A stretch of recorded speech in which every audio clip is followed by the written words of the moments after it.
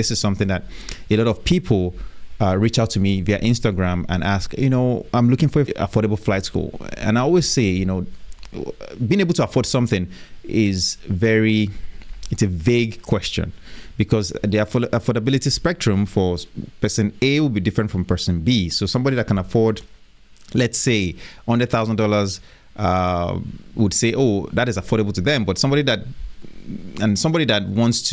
is looking for an affordable flight school will also say the same thing or ask the same question, but what they can only afford is $50,000, right?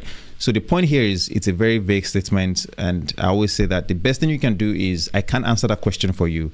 The best thing I would say is you find schools that are within your price range. Now, the process especially for international students, all right, if you want to train in the United States, one of the things you can always do is, how do you find flight schools that offer F1 or M1? And I've talked about the differences in different videos and how one offers more flexibility in terms of job opportunities and the opportunities that you can take advantage of when you're in the States within the duration of a visa anyway.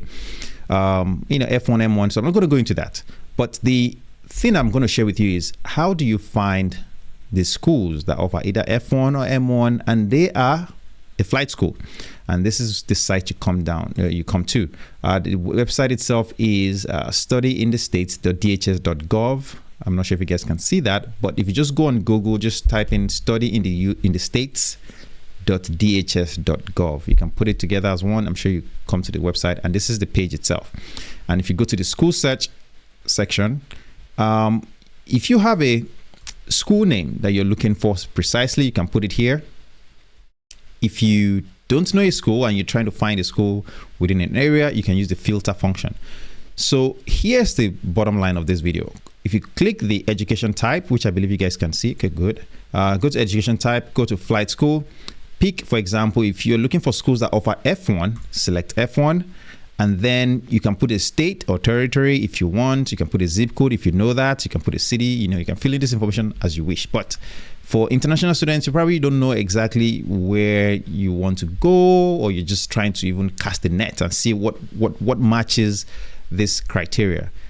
So click apply, and when you come down on the page itself, you can see different schools, and it shows if they offer a visa type, the F1, if they offer F1, if they offer F1 or M1, and the list goes on. Now, for people that are looking for a degree program and a flight training program, then of course you can look into the universities. Okay, so if, for example, if you want to maybe limit it to university, you can change this section here to higher education. But since we're looking for flight schools, this will also show you universities and flight schools. So I think that's a better search criteria to use.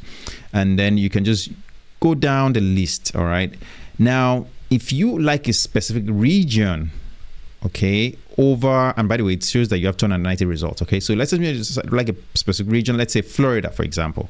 Select Florida, we click apply, and it will be able to show you the list of schools in Florida. So for example, you have all these flight schools that are in Florida, and there are 42 results found.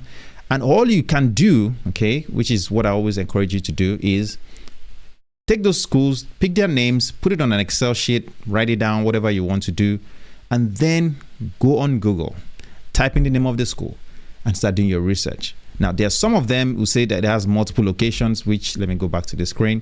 It shows that it has multiple locations. For example, multiple campuses, like this one, right? So they have one in Jacksonville, they have one in Sanford. You can kind of use that information to decide if, a certain location will work better for you within the state. Assuming if you are not an international student, for example, you're somebody that lives in the state already. But as an international student, I don't think you really care about that. I mean, if you don't want to be in Miami, of course, because Miami is expensive or something, that might be a different thing.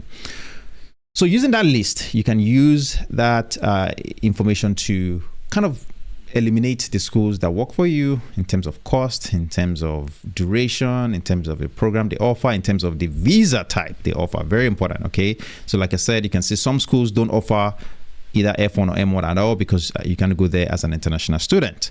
But like the ones that you can go to as an international student will be these ones, right? Pelican Flight Training, you have them on that list. And I believe the other thing you can do is you can actually download the certified school list. Now, I think this would give you a whole bunch of schools, so that might be a bit too much. All right, but this is just a list of schools in Florida.